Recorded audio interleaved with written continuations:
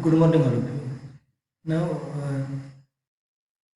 continuation to that damping topic.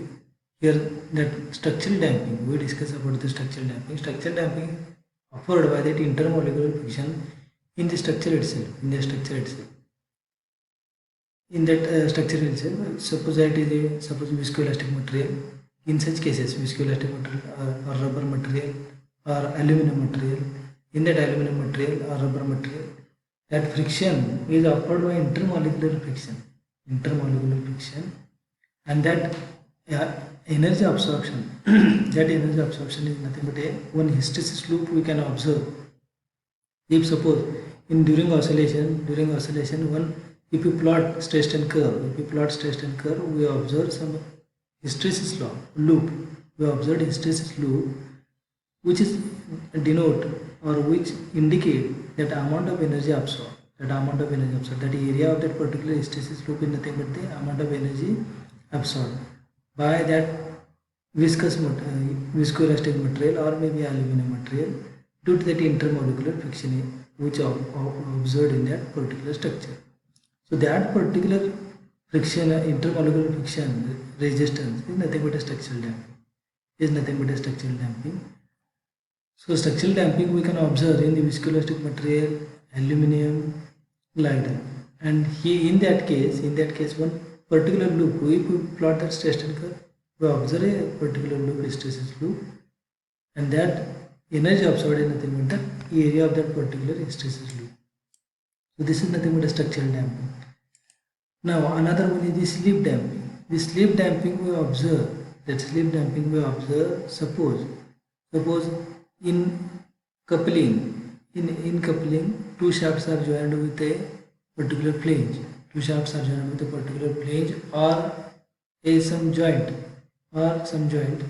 So suppose in that coupling, that two shafts are joined with that particular flange. So the two surfaces of the flange are connected with each other by means of the bolt. If suppose there is a relative motion, between the two flange plate, suppose there are relative motion in between the two flange plate, in that case that particular resistance between that friction, due to that friction in between the two surfaces, is nothing but a sleep damping. So sleep damping we observe in between that couplings or joints, due to that friction in between the two connecting surfaces or two contacting surfaces. Is nothing but a sleep damping. Now that sleep damping, amount of damping or resistance, that's resistance between the motion of the two plate, resistance or friction between the two plate is depend on the pressure applied on the two plate and that surface roughness of the two plate which are contact with each other, and amount of pressure applied on the two plate. So that particular slip damping we observed in the couplings. And one more is the eddy current damping. In that eddy current damping, which is based on that Faraday's law.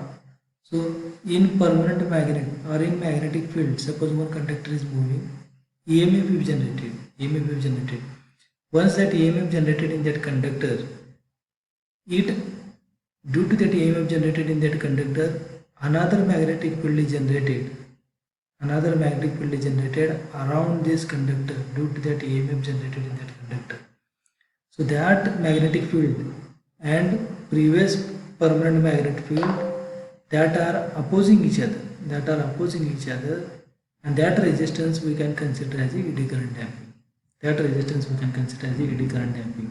Now that eddy current damping is due to the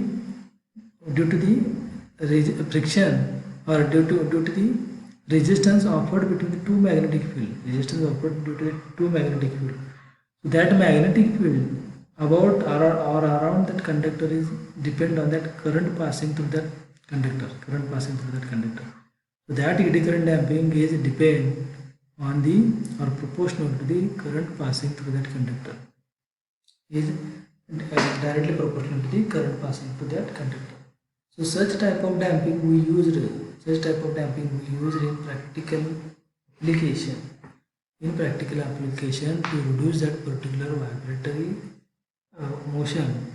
oscillator motion or vibratory motion of that particular system. And this damping is generally used to reduce amplitude of that particular vibration in resonance condition. Reduce amplitude of particular vibration in resonance condition, which is not possible to reduce that particular vibration in resonance condition by another mean, either by increasing mass or decreasing mass, or either by changing the stiffness of that particular spring. So in resonance condition, these dampings are used to reduce that amplitude of that particular system. So this is nothing but a types of damping. So we move further towards the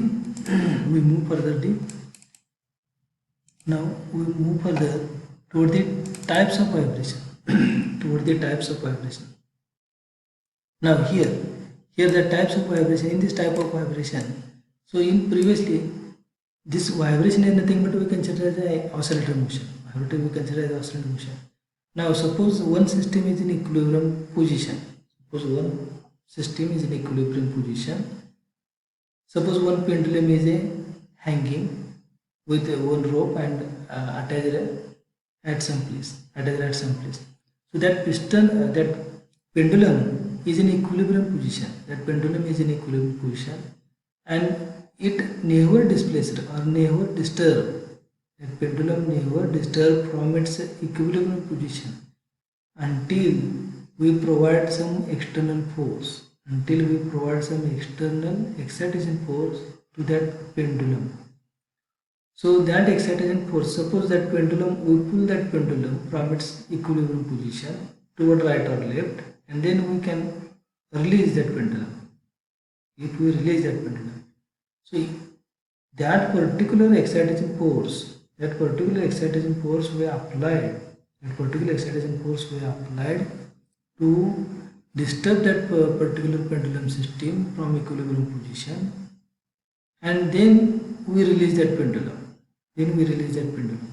So here excitation force is applied or disturbance force is applied only once. And due to that external force or excitation force, that pendulum vibrate or pendulum get oscillator motion. This condition is called as a free vibration. Here excitation force is absent once that system is disturbed from its equilibrium position. So in that case, it is called as a free vibration. And in forced vibration, that excitation force is available. In forced vibration, that excitation force is available to each cycle. During each cycle of particular vibration, that excitation force is available during each cycle of the particular vibration. And such type of that forced vibration, these are we generally observed in machines. So in a machine, any unbalanced force during rotation, in each rotation, if suppose in that machine there is unbalanced force, in each rotation that unbalanced force is supplied to that particular system, and that system vibrate. So such type of vibration is called as forced vibration.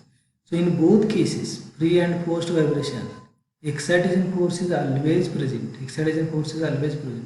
In free vibration, that excitation force is applied only once, and once that system is disturbed from equilibrium position, that system vibrates due to its own elastic property. In forced vibration also excitation force is always present during each cycle. It means excitation force is available in both the vibration. In free vibration, it doesn't mean that there is no external excitation force. Excitation force is available in both the cases. So this is free and forced vibration. So while these are the common types of or major types of that vibration that are we studied in this vibration topic. So free and forced vibration, linear and non-linear vibration. As while discussing linear and non-linear vibration, damped and undamped vibration, deterministic and random vibration, longitudinal transverse and torsional vibration, and tangent vibration. So we go one through each of these types of the vibration. So first we discuss about the free and forced vibration. So second one is the linear and non-linear vibration. So in this linear and non-linear vibration, while discussing or while deriving the equation of motion, we discuss that, or in that assumption, while deriving equation of motion, we consider that there is no material non-linearity. Loading is also uniform. No material non-linearity, and that spring stretched within linear or elastic region on that stress-strain curve. So with that assumption, we derive that equation of motion. So spring is displaced. We model that particular or any system as a spring and mass. Suppose with that we pull that mass. Of a certain amount. That spring is staged, and that spring displacement is in between that elastic region on the stress-strain curve. This is linear condition. If that spring is staged beyond this elastic region, then it is called as a non-linear case. And in that equation of motion, some non-linearity terms are added in that equation of motion of that particular system. So such type of vibrations are we can differentiate as a linear and non-linear vibrations. So in linear vibration, material non-linearity or material composition is a uniform. Again, spring is staged within elastic range and loading is also uniform. And in non-linear case, all are vice versa. So this is nothing but a linear and non-linear vibration. So another type is a damped and undamped vibration. So previously discussed that damped is nothing but a resistance offered to that oscillator motion of that particular body, which is nothing but a damping. That particular resistance is offered to that system, then it is called, that system is called as a, or that vibration is called as a damped vibration. If it is negligible, if that resistance is negligible, then it is called as a undamped vibration. There is no resistance, significant resistance offered to that vibratory motion of that particular body. So that is again classified, that vibrations are again classified according to the resistance offered to that oscillator motion as a damped and undamped vibration. Another one is the deterministic and random vibration. So in deterministic vibration, the amount of force is known in that system. So as we discussed, we provide some external excitation force to disturb that system from equilibrium position. If this force is known to you, then that system or that vibration is called as a deterministic vibration. If that force is unknown to you or not known to you, then it is called as a random vibration. So suppose we consider an uneven road surface and vehicle moving on that uneven road surface with a certain velocity, and due to that waviness of that particular road, it provides some excitation force on that wheel of that particular vehicle, and that waviness is not uniform. That waviness of that particular road is not uniform. It is uneven waviness of that particular road. So it provides a uneven excitation force, which is not known to us. It is called as a random vibration. this we can consider as